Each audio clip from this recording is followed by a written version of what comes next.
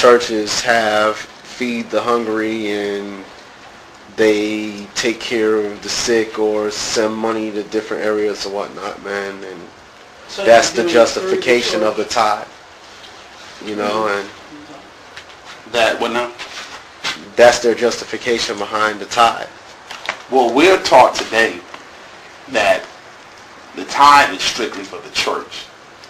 And when you feed the poor or the hungry or the fatherless or the widow, that's called an offering. The Bible did not separate the two.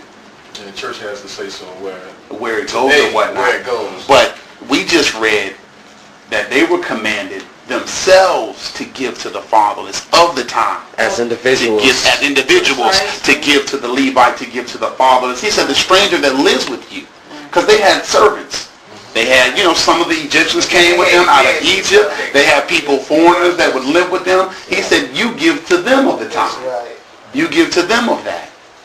And really, I guess, to be blunt, I want to cast down the false ideas that we have about tithe. The false representations that we have about it. Well, like you said, how can a church keep track of your tithe where, like, I give to TBN, I give to Feed the Children, I give to Atlanta Union Mission, I give to these other things. See, what they will say, though, and which is a false teaching, that your tithe only comes to me. Right. Anything you give to them is above that, but you're supposed to give me the tenth. And that's erroneous according to what the law says about tithing. That's not what the law says a tithe is. So where are they getting this explanation from? We'll get into that when we get to the principle side. But I just right now want to establish by the word of God what actually it is. Because we'll get into a minute that, we've even been delivered from that. But I just want to by the law, because even by the law, we don't do it. If we were going to say, okay, everybody has to do this, this is a commandment from God, we don't even do it the way God commanded it to be done. We don't need, and that's what I want to lay first. We don't even do it the way God wanted it to be done in the first place. So it's wrong even if you want to establish it as a commandment of God. Even if we say, okay, this has to be done, we don't do it right even if that's the case. And I just want to make sure I cover that ground, that even according to the law, we're still wrong. And what Paul said in Galatians, what we'll turn to later, but I'm going to mention now, is that if you do one part of it wrong, you got it all wrong. You're guilty of it all. You're guilty of the whole thing.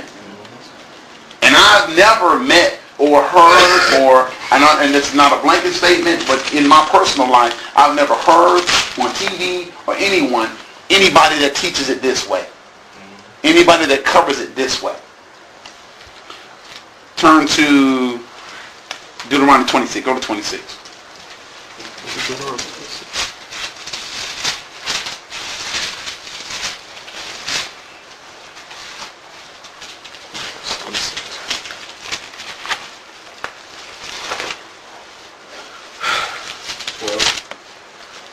Yeah, I just want to make sure that's what I want to start at too.